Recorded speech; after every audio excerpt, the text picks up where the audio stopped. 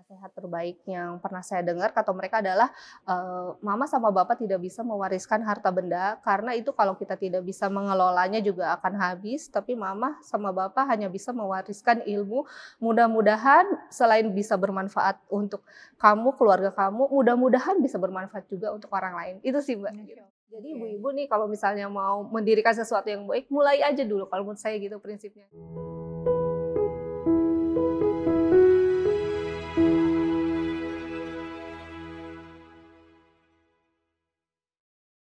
Assalamualaikum warahmatullahi wabarakatuh. Apa kabar sahabat Titik Putih? Senang sekali saya Intan Elita bisa hadir kembali menyapa Anda. Dan kali ini seperti episode sebelumnya saya akan menghadirkan seorang sosok yang sangat inspiratif ya. Dan mudah-mudahan ceritanya bisa memberikan banyak pelajaran buat kita tentang bagaimana sih caranya supaya kita bermanfaat bukan hanya buat diri kita dan keluarga tapi buat orang-orang di sekitar. Sosok ini kita sebut dengan namanya Ibu Susi. Apa kabar Ibu Susi? Baik, Mbak Intan. Terima Baik, kasih ya. loh kesempatannya. Sama-sama. Bu Susi ini kan awalnya seorang pengajar, betul ya? Iya, betul. Terus punya community, betul ya? Iya, betul, Mbak. Nama community-nya apa, Mbak? Nama komunitasnya Sidina Community. Sidina Community. Iya. Sidina Community ini adalah apa nih? Ceritain ke kita semuanya nih Ya. Sidina Community. Oke, jadi singkatnya kalau Sidina Community adalah komunitas para wanita yang berfokus pada pendidikan, parenting, dan pengembangan diri. Seperti itu, Mbak. Jadi kita didirikan sejak tahun 2020 pas pandemi. Pas seperti pandemi kreatif ya? Karena kan nggak bisa ngapa-ngapain ya, Mbak, bingung gitu. Jadi ya udah akhirnya coba karena salah satu co-founderku juga merupakan dosen bisnis ekonomi gitu. Kita coba yuk iseng, bukan iseng sih, maksudnya kita coba yuk melakukan sesuatu nih. Mungkin ibu-ibu banyak yang terdampak dong pastinya akan pandemi ini gitu. Akhirnya kita menginisiasi ya udah kita bikin komunitas yang berfokus untuk para ibu gitu. Jadi awalnya tuh memang untuk para ibu belajar bisnis gitu. Jadi kita ngajarin ibu-ibu bagaimana misalnya cara menghitung HPP, sesimpel itu, Mbak, gitu. Jadi akhirnya aku di WhatsApp status Karena aja gitu. bisnis ya? Bisnis, karena kan ya? core-nya aku awalnya kan bisnis gitu. Kuliah di mana, Mbak? Aku dulu di UGM Di Ekonomi. UGM. Iya, Jadi ilmunya betul. bermanfaat ya? Iya, betul. Karena awalnya kan aku mendirikan sekolah, terus kemudian untuk mendukung sekolah itu membuat wirausaha. Usahanya tuh konveksi, Mbak, gitu. Terus karena pandemi kan terdampak, karena ya, kan mau banyak yang terdampak iya, ya pandemi itu karena ya. kan kita jualannya tuh goodie bag gitu kan, goodie bag, terus event semuanya online kan, Zoom. Mati ya? Mati, akhirnya aduh kita ngapain ya gitu. Akhirnya ya udah, terus di WhatsApp status aja gitu. Jadi ibu-ibu nih kalau misalnya mau mendirikan sesuatu yang baik, mulai aja dulu kalau menurut saya gitu prinsipnya. Jadi akhirnya di WhatsApp status tuh, ibu ada yang mau belajar bisnis gratis nggak bersama para pakar kayak gitu. Kita akan memberikan mentoring, ada Coolwap juga, ada Coolzoom gitu. Terus rame tuh banyak tuh, akhirnya dari mulut ke mulut, dari yang membernya puluhan, ratusan sampai sekarang ribuan, alhamdulillah. Ini bulan apa-apa Ibu Susi udah kasih kita sebuah pembelajaran nih. Pokoknya kalau kita punya niat baik, dimulai aja dulu ya. Iya, betul. Nanti jadi keburu lupa. Jangan kebanyakan mikir ya. Itu yang bikin kadang-kadang rencana besar kita tuh tertunda karena kita malas melangkah dari hal kecil. Betul. Harus start small, harus berani. Berani melangkah ya. Terus saya ngomong kayak gini nih seolah saya berani aja ya. Padahal saya juga butuh effort gitu ya. Oke, backgroundnya di UGM. Iya.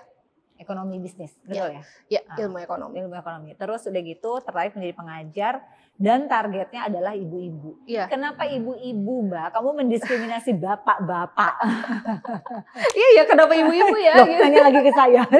Padahal katanya, kamu kok ini bikin komunitasnya untuk ibu-ibu, kamu cari perkara loh katanya gitu. Waduh. Karena katanya kan image-nya kan ibu-ibu kan harus mengeluarkan 20.000 kata per hari, katanya gitu, Mbak. Iya, benar. Sekarang kalau lebih dari 2 ibu-ibu udah 40.000 iya, lebih ya. Kalau ribuan berapa ya? betul. Tapi enggak sih, karena saya merasa saya juga seorang ibu gitu. Karena saya merasa bahwa ibu itu madrasah pertama dan utama untuk anak-anak gitu. Jadi berawal dari situ, Mbak. Jadi saya ngelihat bagaimana dulu almarhumah ibu gitu, bagaimana bisa mendidik saya. Maksud saya tuh ya tetap perlu peran bapak-bapak. Tapi menurut saya tuh dorongan dari ibu tuh yang paling besar gitu. Karena mungkin ada kedekatan emosional. Karena kan ibu yang mengandung ya, Mbak ya. Gitu. Jadi kayak ibu tuh lebih bisa didengar gitu kalau misalnya sama anak gitu. Jadi saya tuh di sini pengen para ibu ini, Mbak, bisa menjadi privilege buat anak-anaknya nanti. Privilege itu kalau menurut saya kan nggak mesti harus selalu meninggalkan warisan, Betul. materi atau Betul. apapun, tapi Betul. privilege ilmu itu merupakan yang utama karena Ya. mudah-mudahan dengan ilmu itu kan nggak akan ada ruginya ya, Ya. bisa menjadi modal atau bekal anak ketika nanti ibu atau orang tuanya udah nggak ada. Betul Kayak banget, waduh. Itu Jadi sih Mbak. benar-benar ibu sebagai madrasah dikuatkan ya Iya, sama betul. Mbak Susi dan teman-teman di community. Iya.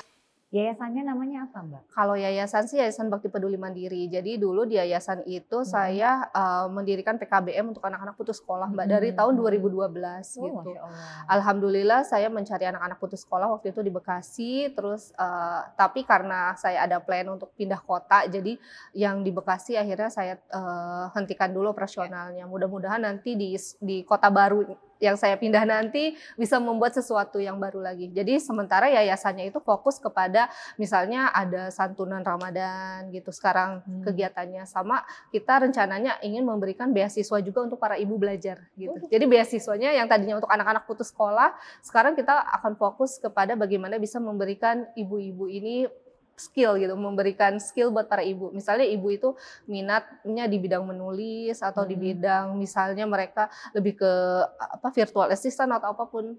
Intinya bisa mendorong para ibu bisa lebih berdaya. Aduh ya Allah.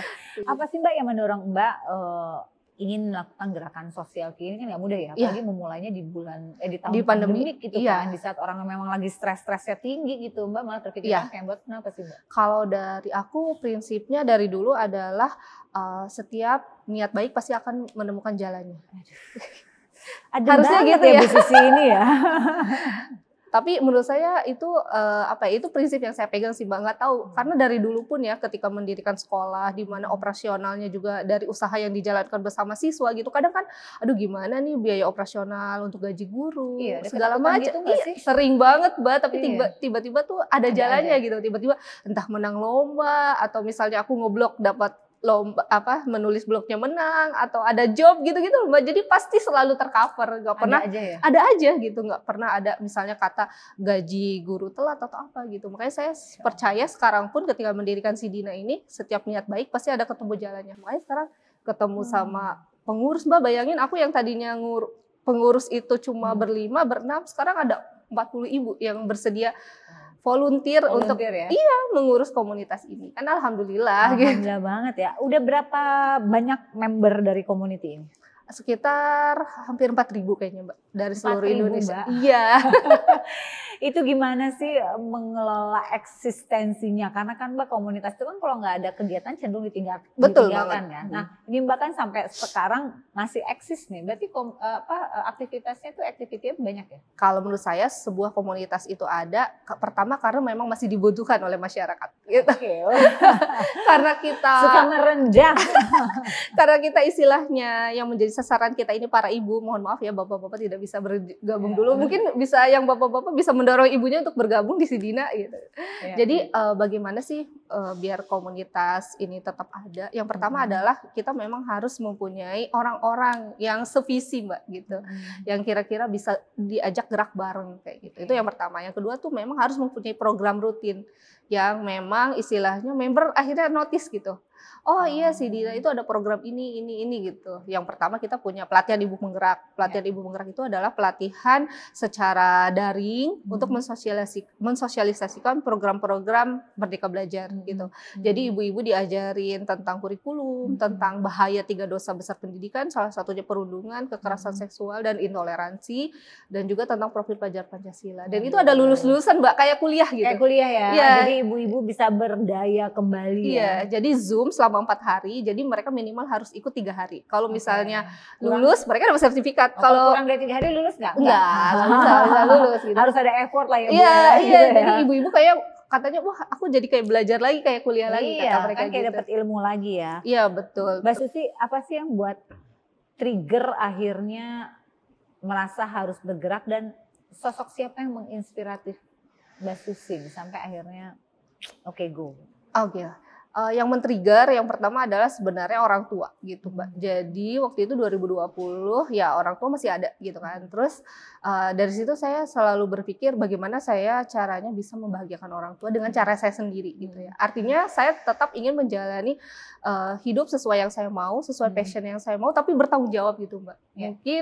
Mungkin di masa lalu kita ada ada ketidaksesuaian dengan orang tua soal visi misi hidup kita ya Mbak. Misalnya mungkin orang tua ketika kita lulus kita pengennya misalnya berkarir di korporat gitu ya. sampai jenjang direktur atau apa gitu loh Mbak. Tapi ternyata memang saya tidak bisa gitu. Jadi saya lebih memilih untuk menjadi social entrepreneur waktu itu gitu. Jadi akhirnya dari situ saya ingin membuktikan kepada orang tua bahwa saya melakukan yang terbaik di bidang yang saya pilih kayak gitu. Makanya alhamdulillah pada akhirnya orang tua bisa menerima karena saya bertanggung jawab. Jadi kuncinya itu mungkin buat anak-anak di luar sana yang mungkin aduh kayaknya cita-cita saya tidak direstui orang tua dan sebagainya. Cobalah cari jalan tengah dan terus berkomunikasi gitu. Jangan kayak ngambek atau itu ninggalin gitu ya. Anak-anak itu kan kalau beda pendapat dikit pindah gitu, ninggalin jauh gitu. Padahal sebenarnya ngobrol aja sama mama papanya. Iya, betul. Akhirnya saya bilang sama orang tua bahwa insya Allah apa yang saya perbuat ini bisa bermanfaat, insya Allah bisa membawa dampak gitu. Sampai akhirnya, tapi akhirnya sih orang tua meninggal tuh Mbak, tahun 2021. Hanya beda 5 hari. Dari? Jadi bapak meninggal duluan, 5 hari kemudian mama meninggal. Allah. Itu berat banget sih. Iya, pas pandemi itu Mbak. Wow, sedih ya kalau ngomongin orang tua emang. Iya. Aku juga orang tuaku udah nggak ada jadi aku. Oh gitu ya Mbak ya, jadi relate banget. Aku jadi nangis-nangisan nanti. Iya Mbak, jadi itu sakit atau apa? Sakit pas pandemi. Iya kan, jadi dua-duanya masuk rumah sakit yang sama, tapi kemudian ternyata ayah meninggal, terus kemudian kirain masih optimis mama akan survive gitu. Tapi karena saya mikir ya Allah, masa sih langsung diambil dua-duanya? Benar gak sih kalau kita mikir ya Mbak? Kita mikir logika kita ya, main logika kita. Iya, masa sih dua-duanya langsung gak dikasih jeda, gak dikasih kesempatan saya untuk melihat atau merawat sebentar gitu kan. Tapi ternyata ya kehendak Allah kan di atas segalanya ya Mbak. Akhirnya ya yang terbaik. Akhirnya mama 5 hari kemudian menyusul. Mungkin juga mama karena gak kuat juga kali ya, mungkin ditinggal sama papa. Akhirnya ya udah, saya juga tidak bisa melihat, tidak bisa karena saya juga lagi COVID juga gitu. Serumah sama adik gitu. Kebetulan saya 2 bersaudara, sama suami, sama anak-anak semuanya. Jadi aku baru bisa ke makamnya itu beberapa minggu kemudian setelah dinyatakan negatif gitu. Jadi awalnya sempat kayak dropnya tuh kayak ngapain sih saya melakukan ini semua, sudah tidak ada lagi alasan saya melakukan ini di dunia ini. Bener gak sih Mbak? Pasti kan awal-awal kan pasti ada fase anger kan. 5 hari meninggal ayah, 5 hari kemudian ibu gitu kan. Betul. Jadi ada fase anger di situ yang udahlah aku nggak mau ngelakuin apa-apa, aku mau fokus pada diri sendiri aja. Intinya kayak gitu. Jadi kayak marah gitu mungkin ya sama Allah awalnya gitu Mbak. Tapi kemudian berpikir rilis gitu. Bahwa di agama yang saya anut bahwa yang ditinggalkan orang itu setelah meninggalkan salah satunya ilmu yang bermanfaat amal zariah gitu. Akhirnya saya berpikir ya, saya udah nggak bisa ngasih apapun berbentuk materi di dunia ini kan sama orang tua. Putus ya? Iya, putus. Udah nggak bisa ya Mbak, saya ngasih uang berapa puluh juta, beratus juta udah nggak bisa. Akhirnya yang bisa saya berikan apa? Yaitu amal ibadah, amal baik yang mudah-mudahan ketika saya berbuat baik, pahalanya nyampe sama orang tua. Iya kan? Mbak, sosok ibu dan ayah buat Bu Susi itu apa? Sosok mereka itu adalah sosok yang mengajarkan bahwa pendidikan itu bisa memutus rantai kemiskinan. Itu sih Mbak yang saya ngelihat dari sosok ibu saya. Karena almarhumah ibu saya itu 9 bersaudara, tapi beliau satu-satunya yang tidak disekolahkan sama orang tuanya. Karena kakek nenek tuh menganggap bahwa ya yang lebih utama laki-laki kayak gitu ya kan. Jadi mama saya bertekad nih, anak saya walaupun perempuan harus mengenyam pendidikan tinggi. Makanya ketika mama dari kecil saya tuh ngelihat banget bagaimana cara mama itu bisa melakukan segala hal Mbak, karena dia punya motivasi satu, anak saya harus sekolah kayak gitu. Jadi mama yang jualan apapun, buka jahitan gitu kan Mbak, terus istilahnya punya uang sedikit dibandingkan misalnya buat beli sesuatu yang bersifat lifestyle, dia lebih suka ke bank yang mungkin jaraknya jauh dari desa saya untuk ditabung uangnya. Karena dia, ini uangnya untuk anak saya sekolah. Dan dia akhirnya juga ke saya tuh selalu, ini ibu lagi berjuang untuk pendidikan kamu, maka kamu juga harus serius. Jadi menurut saya visi misi anak dan orang tua harus selaras ya Mbak. Jadi kayak mungkin kita sebagai orang tua sounding terus gitu ke anak. Nah, ini kita juga lagi sama-sama berjuang. Itu yang ingin saya ke ibu-ibu yang lain tuh, Bu, ayo sama-sama kita berjuang nih buat anak-anak kita. Kayak gitu. Kan saya juga masih kecil banget Mbak, masih SD kelas 2. Iya, sama TK gitu. Dua dan dua-duanya laki-laki gitu. Jadi kayak wah saya mama saya aja alhamdulillah gitu ya bisa gitu di tengah segala keterbatasan. Bahkan dulu di desa saya itu sampai saya kelas berapa SD tuh nggak ada listrik Mbak, saking terpencilnya di Jawa Barat. Tapi ternyata keadaan yang terbatas itu nggak membuat seorang Mbak Susi itu menyerah ya. Betul. Gitu ya. Berarti mudah-mudahan ya Mbak. Tuanya Masya Allah dong buat Mbak Susi ya. Karena itu di tengah segala perbedaan pandangan segala macam, tapi saya tetap melihat orang tua itu dia kalau istilahnya orang tua itu ikhtiar tawakal Mbak untuk berupaya untuk anaknya, insya Allah akan kena ke anak gitu. Betul. Jadi itu ikhtiar yang ingin saya upayakan juga ke anak saya gitu. Jadi kalau kayak ayah Mbak itu beliau dari sejak muda itu rajin puasa Senin Kamis gitu. Jadi padahal kerjanya tuh jauh banget ya dari daerah Jakarta, Bekasi sampai ke Cengkareng gitu, naik motor bolak-balik masih bisa puasa. Berjuang ya. Iya, gitu maksudnya kok itu kan salah satu ikhtiar batin dia bagaimana bisa menjaga anaknya gitu. Betul. Makanya akhirnya tuh kena gitu ketika orang tua meninggal tuh kok saya nggak bisa ya untuk melakukan sesuatu. Biasanya emang gitu tuh, kalau anak-anak yang lahir dari orang tua yang pejuang ya. Pejuang artinya kan mereka berjuang gitu ya buat kehidupan, buat anak-anaknya. Biasanya melahirkan anak-anaknya pejuang juga nih. Mudah-mudahan ya Mbak ya. Mudah-mudahan ya kita jadi orang tua pejuang. Nasihat apa yang paling diingat sama Mbak Susi sehingga akhirnya Mbak Susi memulai untuk membuat community ini? Pasti ada kaitannya dong dengan orang tua tadi yang begitu concern pada pendidikan sampai Mbak Susi membuat satu komunitas yang kalau bisa anak-anak jangan ada yang putus sekolah. Iya, nasihat terbaik yang pernah saya dengar kata mereka adalah mama sama bapak tidak bisa mewariskan harta benda karena itu kalau kita tidak bisa mengelolanya juga akan habis, tapi mama sama bapak hanya bisa mewariskan ilmu. Mudah-mudahan selain bisa bermanfaat untuk kamu, keluarga kamu, mudah-mudahan bisa bermanfaat juga untuk orang lain. Itu sih Mbak. Jadi dari situ kayak wow, aku punya privilege nih dari orang tua yang istilahnya berupaya mati-matian. Jadi menurut saya privilege yang ada di diri saya dari orang tua itu bukan materi, tapi bagaimana mindset mereka bisa menjadikan pendidikan itu nomor 1. Itu privilege ya Mbak, karena belum mahal loh Mbak. Mahal banget ya. Iya, daripada cuma tinggalin harta terus habis juga gitu. Kalau ini kan sesuatu yang justru membuat kita berkembang ya. Betul. Gitu ya. Insya Allah. Mbak, buat ini sebenarnya ada tujuannya buat anak nggak? Buat ini ada banget. Apa? Saya pengen menjadi role model buat anak gitu. Karena menurut saya role model terbaik buat anak kan orang tua sendiri. Betul. Anak tuh nggak nyontoh jauh-jauh, biasanya dari orang tuanya gitu. Jadi saya tuh sekarang ke anak saya ketika misalnya saya ada aktivitas apapun berusaha dilibatkan gitu. Sehingga nanti mereka tuh bisa meresapi gitu. Wah, orang tua saya itu berjuang ya, orang tua saya juga nggak diem gitu. Jadi walk the talk. Jadi misalnya kita sebagai orang tua kan kadang, nak kamu belajar gitu, tapi kitanya scroll sosial media terus atau nonton drakor terus. Ya nggak apa-apa sekali-kali ya. Cuma maksudnya dalam konteks ketika kita sedang meminta anak kita untuk belajar atau untuk melakukan sesuatu yang baik, terus kitanya juga tidak melakukan atau misalnya nah baca buku yuk, tapi kitanya bacanya handphone gitu.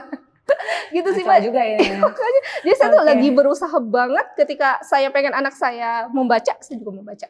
Ketika jadi anak orang tua lakukan supaya anak meniru ya. Betul banget. Bener gak sih Mbak? Secara psikologi. Benar, itu benar. Oke Mbak, kira-kira ini kan ceritanya tuh aku sangat inspiratif ya, bahwa seorang ibu gitu, ibu rumah tangga, bukan berarti kita nggak bisa memulai sesuatu yang bermanfaat bagi orang lain. Betul. Intinya adalah kita memulai ya. Betul. Mungkin ada nggak sih pesan yang mau Mbak sampaikan kepada para wanita-wanita di luar sana yang mungkin sekarang udah mulai mau melakukan suatu hal kebaikan, mimpi besarnya, tapi kok ragu ya. Silakan Mbak. Kalau menurut saya pesannya kuncinya satu. Yang pertama adalah kita tahu apa yang kita mau dalam hidup ini. Kita punya purpose, kita punya tujuan. Kita mencari kira-kira kenapa ya saya diciptakan di dunia ini gitu. Apa sih peran saya di dunia ini? Setelah itu kalau menurut saya adalah kuncinya adalah terus-terusan belajar, menjadi pembelajar sepanjang hayat tadi gitu. Sehingga nanti ketemu kok misalnya siapa yang bisa support kita harus belajarnya kemana, apa saja gitu. Insya Allah diketemukan jalannya. Asal kita punya purpose tadi gitu. Misalnya purpose saya adalah saya pengen membuka sesimpel misalnya taman baca untuk anak-anak di sekitar saya.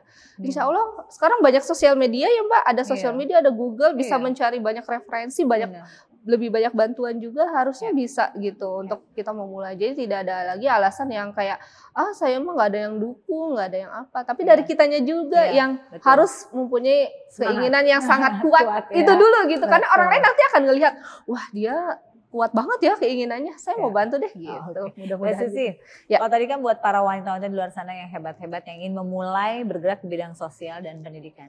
Nah, kalau buat anak tercinta, jadi pengen nangis. Karena anak itu kan legacy Mbak Susi, betul nggak? Iya, betul. Kita melakukan apapun hari ini kan tujuannya semoga kebaikan itu tuh akan berdampak pada anak kita. Iya. Nah, biar anak kita menangkap pesannya, mungkin ada yang mau sampaikan. Karena ini kan berarti kan insya Allah ya, rekaman ini bisa anaknya Mbak Susi lihat kapan aja. Iya, mungkin dia sekarang kecil, mungkin bisa sesuatu yang luar biasa. Tapi kelas 2 udah paham loh Mbak. Ibu ada di YouTube ya Bu ya? Nah makanya, apalagi ketika mereka besar nanti. Dan ini bisa menjadi motivasi buat mereka. Jadi mungkin boleh silakan apa yang disampaikan.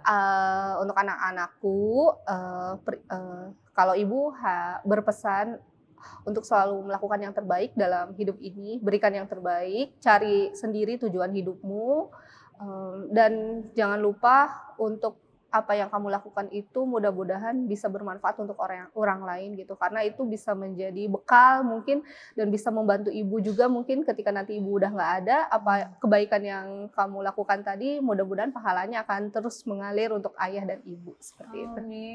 Amin. Udah kok salah anak udah paling melo ya. Aduh, gitu lemes. Iya. Oke, terakhir nih sebelum kita sudahi ngobrol-ngobrol kita nih, sebenarnya menarik ya gitu ya. Sidina Community ini sekarang lagi mengerjakan apa? Banyak sih Mbak. Yang terbaru ya. Kita terakhir kemarin baru mengadakan rembu komunitas. Jadi itu kita rembu komunitas. Jadi kita bertemu komunitas-komunitas untuk mendukung bersama Gerakan Merdeka Belajar. Nah, yang terbaru yang akan kita lakukan, kita akan membuka TOT atau Training of Trainer Fasilitator. Jadi kita akan memilih puluhan ibu untuk menjadi fasilitator, volunteer fasilitator yang mereka nanti akan dengan sukarela turun ke sekolah-sekolah, ke komunitas-komunitas untuk membantu pemerintah atau kita sama-sama lah upaya dari masyarakat untuk untuk menggaungkan betapa peran ibu itu sangat penting dalam pendidikan. Bisa mengedukasi anak-anak juga di sekolah manapun tentang misalnya bahaya bullying itu dibantu Mbak sama ibu-ibu fasilitator. Saya sudah mempunyai 200-an ibu fasilitator dari seluruh Indonesia. Ada hampir 2.000 ibu penggerak yang sudah lulus Mbak. Itu luar biasa ya Mbak. Jadi kita gerakan di masyarakat gitu, kita jalan sendiri. Alhamdulillah sekarang banyak yang support gitu. Karena menurut saya harus dari kitanya dulu. Harus kita mulai bergerak ya untuk semua mau membuat pergerakan yang lebih baik lagi. Oke, apa harapan Ibu untuk Sidina Community ke depannya? Harapannya saya pengen sesuai tagline dari Sidina, sehat cerdas berdaya. Kita kemarin baru bikin tantangan hidup sehat Mbak 10 hari. Alhamdulillah yang ikut hampir 400, ada 1.200 postingan juga di sosial media. Ibu-ibu terima kasih ya, itu salah satu upaya kita untuk sehat bersama. Cerdas, kita tiap hari ibu-ibu harus jangan lupa belajar apapun ya, belajar jangan di kotak-kotakan, saya mah ibu rumah tangga ngapain belajar, nggak boleh gitu ya, karena itu ilmu itu akan bermanfaat baik untuk anak kita ataupun diri kita pribadi, karena menurut saya ibu tuh harus tetap tumbuh ya Mbak sebagai individu gitu. Jadi peran kita selain ibu, istri, anak, saudara, kita juga tetap sebagai individu yang perlu tumbuh seperti itu. Dan yang terakhir berdaya. Saya pengen kita semua sama-sama berdaya Bu Ibu gitu. Kita benar-benar saling mendukung satu sama lain gitu. Jadi ketika ada seorang ibu yang ingin maju, ayo kita gandeng bareng-bareng. Nah, ada yang lagi down, kita semangatin bareng-bareng. Bu Susi terima kasih banyak sharingnya. Ini bermanfaat banget. Mudah-mudahan Bu Susi dengan Sidina Community-nya juga semakin berkembang. Amin. Dan tadi kita mengambil sedikit beberapa insight, bahkan banyak sih kalau menurut saya bukan sedikit ya. Ada banyak insight yang dari ngobrol dengan Ibu Susi, yaitu bahwa ketika kita punya niat baik, punya mimpi besar, dimulai aja dulu lah dari langkah kecil yang bisa kita lakukan. Karena dari langkah kecil itu bisa membuat banyak hal ya. Betul, insya Allah. Kemudian kita jangan takut, kemudian jangan menyerah, dan ingat bahwa anak itu pasti meniru perilaku orang tuanya. Ya kan? Iya, betul banget. Maka kita harus menunjukkan yang terbaik agar kita bisa menjadi role model yang terbaik juga buat anak-anak kita. Siap. Bu Susi terima kasih banyak atas waktunya. Sama-sama Mbak Intan. Mudah-mudahan kita ketemu lagi ya Mbak. Amin. Ada kolaborasi yang bisa kita lakukan. Amin. Terima kasih banyak udah datang di Titik Putih, dan untuk teman-teman sahabat Titik Putih, kita ketemu lagi di episode selanjutnya. Sampai jumpa. Assalamualaikum warahmatullahi wabarakatuh. Waalaikumsalam. Makasih Mbak. dulu